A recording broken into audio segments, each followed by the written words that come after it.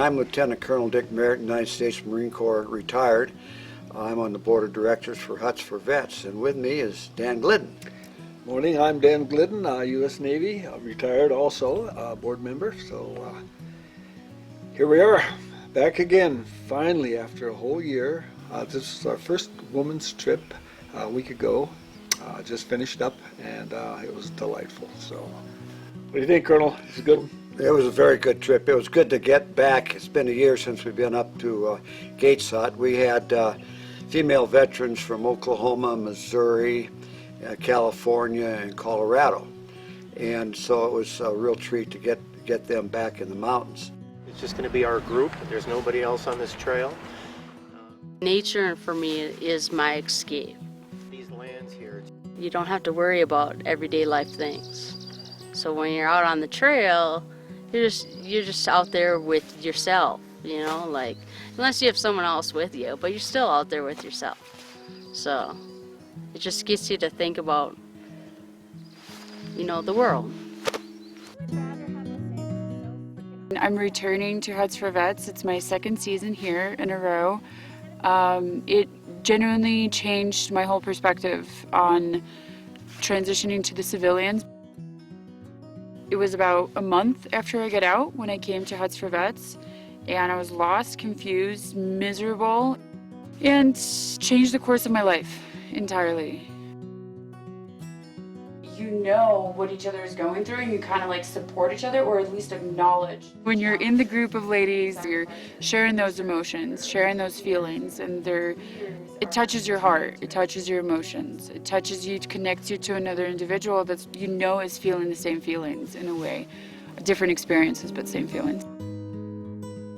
I used to love to hike and run and all that, and I know for a fact that exercise is known to treat depression. And I used to do that for myself. But after a few horse accidents, I made the, excuse that I can't do it anymore. It seemed like a really great place to be, to get back to nature and to see if I could actually do it I say I couldn't do anymore. Well, this program is phenomenal, incorporating nature therapy to relieve stress, to work physically out whatever problems you're having in nature. That's what drawn me to this program. You know, clears your mind. You're filing away your thoughts every time you take a step.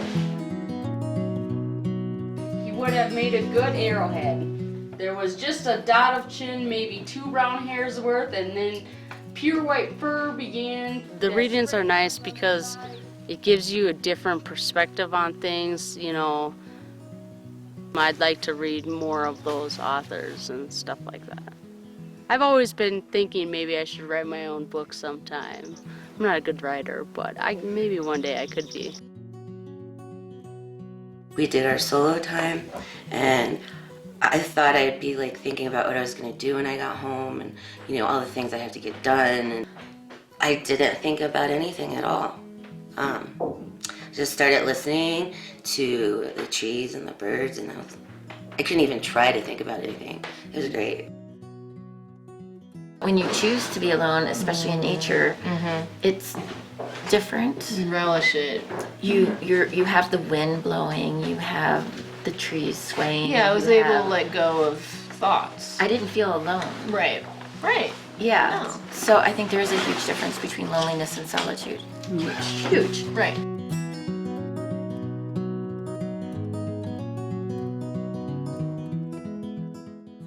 I'm going to take back the fact that I need to get out more.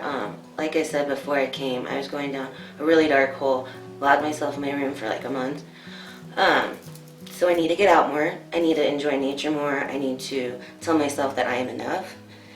And that you have to let go of the past. The past you cannot always live your life in the past. I mean, the past will always haunt you, and it will control your behavior and dictate your life if you continue to allow it.